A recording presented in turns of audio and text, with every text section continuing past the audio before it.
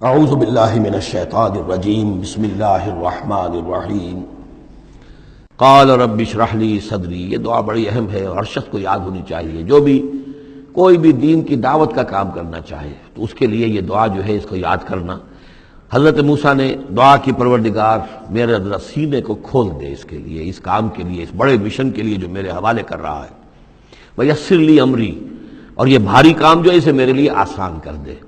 واحلل عقدۃ من لسانی، اور میری زبان میں لکنت ہے، اے پروردگار اس لکنت کو، اس عقدے کو کھول دے. یفقہوا قولی، تاکہ وہ میری بات اچھی طرح سمجھ سکیں. لکنت والا شخص جو ہے ظاہر بات ہے جب گفتگو کرتا ہے تو لوگوں کو سمجھنے میں دقت ہوتی ہے. واجعل لی وزیرا من اہلی، ایک اور درخواست میری یہ ہے کہ میرا ایک وزیر بنا دیجئے میرے خاندان میں سے. وزیر وزر سے ہے بوجھ اٹھانے والا، یعنی ذمہ داریوں میں کوئی مدد کرنے والا، سہارا بننے والا. تو واجعل لی وزیرا من اہلی، میرے اپنے خاندان میں سے ہارون اخی، اور خود اس سجسٹ کر دیا میرے بھائی ہارون کو اس کام میں.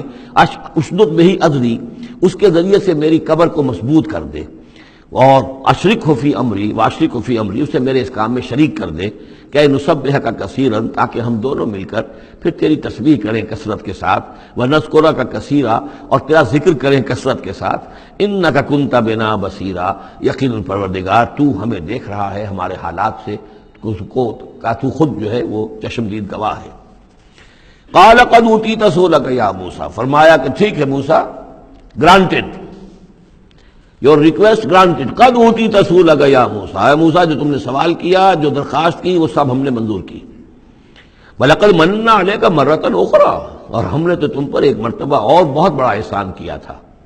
اِذْ أَوْحَيْنَا إِلَىٰ أُمِّكَ مَا يُوحَىٰ، جبکہ ہم نے تمہاری ماں کو وحی کی تھی جو تمہیں وحی کی جا رہی ہے. اب تمہیں ہم بتا رہے ہیں کہ ہم نے اس وقت کیا وحی کی تھی. وہ وحی کیا تھی؟ کیونکہ اس زمانے میں بھی طے تھا کہ تمام جو ہے بنی اسرائیل میں جو بیٹا بھی پیدا ہو اس کو قتل کر دیا جائے، صرف بیٹی کو زندہ رکھا جائے. تو بھی حضرت موسیٰ علیہ السلام کی جو والدہ ہیں ان کو اللہ تعالیٰ نے یہ حکم الہام کے ذریعے سے یا وحی کے ذریعے سے جو بھی تھا وہ بھیج دیا تھا. اب کہہ دیا تھا اقذفیہ فی التابوت، کہ اس کو ذرا ایک صندوق میں بند کرو. فاقذفیہ فی الیم، اور پھر اسے دریا میں ڈال دو. فلیلقہ الیم بالساحل، دریا اسے ساحل پر لے جائے گا، ساحل پر رکھ دے گا.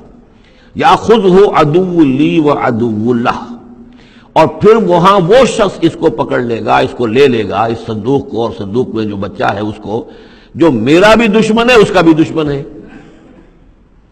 لیکن یہ کہ ہم بچائیں گے. اب اس سے آگے جو ہے حضرت موسیٰ کی والدہ سے کیا کہا، اس سے آگے اب خود اپنی بات شروع کر دی اللہ تعالیٰ نے. یہ اللہ قرآن کا یہ اسلوب ہے، پوری بات نہیں، باقی یہ کہ فل ان دی گیپس، باقی ساری گفتگو جو ہے وہ آپ خود جو ہے اس پورے سیاق و سباق سے سمجھ سکتے ہیں. وَأَلْقَيْتُ عَلَيْكَ مَحَبَّةً مِّنِّي، اور ہم نے اے موسیٰ تمہارے اوپر اپنی خاص ایک محبت کا پرتو ڈال دیا.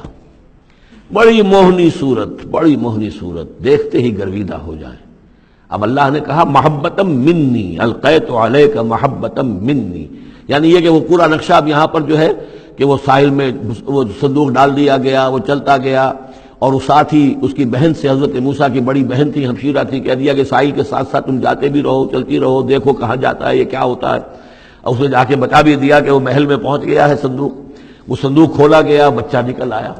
اور اس وقت جو ہے وہ تو قتل کرنے پر تلا ہوا تھا فرعون. لیکن یہ کہ وہ حضرت آسیہ جو تھی بنی اسرائیل ہی میں سے اور بڑی نیک عورت تھی، اور وہ فرعون کے گھر میں تھی اس وقت، انہوں نے کہا کہ قرۃ لی ولک، یہ قرۃ عین لی ولک، یہ میری اور تمہاری لیے آنکھوں کی ٹھنڈک بنے گا. ہمیں اللہ نے اولاد نہیں دی، اسے قتل نہ کرو. اور ادھر اللہ تعالیٰ نے ایسا ان کے چہرے کے اوپر جو ہے وہ ایسے اثرات پیدا کر دیے تھے کہ دیکھتے ہی کوئی شخص جو ہے وہ بالکل ان کا گرویدہ ہو جائے. وَأَلْقَيْتُ عَلَيْكَ مَحَبَّةً مِّنِّي، میں نے خاص اپنی طرف سے تمہارے اوپر ایک اپنی محبت کا پرتو ڈالا. وَلِتُصْنِعَ عَلَىٰ عَيْنِي، اور یہ اس لیے کیا ہم نے تاکہ دشمن بھی جو تمہارے گرویدہ ہو جائے اور پھر تمہاری پرورش ہو. تصنع، تمہیں بنایا جائے. مصنع جس کو کہتے ہیں کارخانہ، اب وہ کارخانہ تربیت کا کارخانہ محل ہے. تصنع علی عینی، ہماری نگاہوں کے سامنے تمہاری تربیت ہو. اس تمشی اختوں کا، جب تمہاری بہن چلتی ہوئی وہاں تک پہنچ گئی، فتقول هل ادلکم علی من یکفلہ، ہوا یہ کہ اللہ تعالیٰ نے حضرت موسیٰ علیہ السلام کو حکم دے دیا تھا بچے کی حیثیت ہی سے کہ کسی بھی دائی کا اور دایا کا جو دودھ جو ہے وہ نہ پیے. اب انہوں نے بہت سی عورتیں بلائی کہ جن کا یہ دودھ پی سکے تاکہ بچے کو پالنا ہے، آخر کیسے پلائے، لیکن یہ کہ وہ کسی کا دودھ پی نہیں رہا ہے۔ تو وہ بہن جو اب کھڑی ہوئی دیکھ رہی تھی، اس نے کہا هل ادلکم علی من یکفلو، کیا میں تمہیں بتاؤں، ایک خاندان ہے ایسا کہ جو کفالت کرے گا تمہارے لیے، اس بچے کی پرورش کرے گا۔ نتیجہ کیا ہوا کہ پھر وہ ماں آئی اور ماں کا دودھ پیا، اور ماں کی گود میں اللہ نے پھر پہنچا دیا حضرت موسیٰ علیہ السلام کو، فرجعناک الی امک، تو ہم نے لوٹا دیا تمہیں اے موسیٰ تمہارے ماں کی طرف، کہ تقر عینھا ولا تحزن، تاکہ اس کی آنکھ ٹھنڈی رہے اور وہ غم نہ کھائے۔ اللہ تعالیٰ کو تو اپنے بندوں کے احساسات و جذبات کا اس حد تک پاس ہے کہ پھر اس کی گود جو ہے اس کے اندر اپنا اس کا بچہ پہنچا دیا گیا، فرجعناک الی امک کہ تقر عینھا ولا تحزن، تاکہ اس کی آنکھ ٹھنڈی رہے اور وہ حزن میں مبتلا نہ ہو۔ وقتلت نفسا، اور اے موسیٰ پھر جب تم جوان ہوئے تو تمہارے ہاتھوں ایک جان قتل ہو گئی تھی، تم نے ایک قبطی کو قتل کر دیا تھا۔ فنجیناک من الغم، تو ہم نے تمہیں اس غم سے نجات دی، وفتناک فتونا، اور پھر تمہیں بہت سے امتحانات میں سے گزارا، بہت سی آزمائشوں میں سے گزارا، بہت سی بھٹیوں میں سے گزارا۔ فلبثت سنین فی اہل مدین، یہ سورہ قصص میں آئے گی ساری تفصیل، جس کو یہاں پر 2-3 آیتوں میں بیان کیا گیا ہے، اس کی تفصیل سورہ قصص میں۔ فلبثت سنین فی اہل مدین، پھر تم اہل مدین میں رہے کئی سال۔ ثم جئت علی قدری یا موسیٰ، پھر اے موسیٰ جو یہاں آئے ہو تو یوں نہ سمجھو کہ اچانک آ گئے ہو، یہ تمہیں تقدیر لے کر آئی ہے، میرا فیصلہ لے کر آیا ہے۔ یہ سارا معاملہ جو ہے یہ پلانڈ ہے، یہ ہم نے اس طریقے سے کیا ہے، یہ ساری چیز جو ہے یہ از خود نہیں ہو گئی ہے، الٹپ نہیں ہو گئی ہے، یہ کوئی اندھا بہرا جو ہے وہ چانس نہیں ہے۔ ثم جئت علی قدری یا موسیٰ واصطنعتک لنفسی، اور میں نے تمہیں بنایا ہے، تیار کیا ہے۔ یہ صنعت ہی سے اصطناع باب افتعال، لیکن صاد کی مناسبت سے تیج ہے وہ توئے میں بدل گئی ہے۔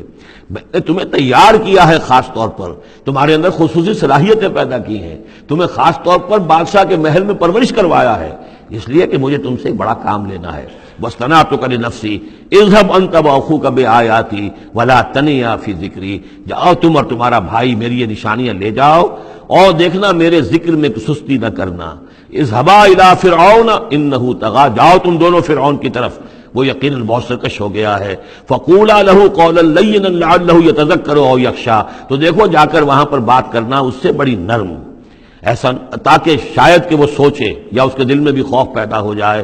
قالا ربنا اننا نخاف ان یفرط علینا، انہوں نے کہا پروردگار ہمیں تو اندیشہ یہ ہے کہ وہ اچانک ہم پر پھٹ پڑے، بھڑک اٹھے اور ہمارے اوپر بھبک پڑے، اور یتغا یا ہم پر کوئی زیادتی کرے۔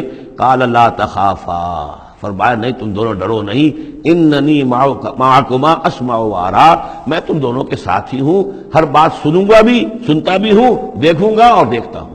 صدق اللہ العظیم۔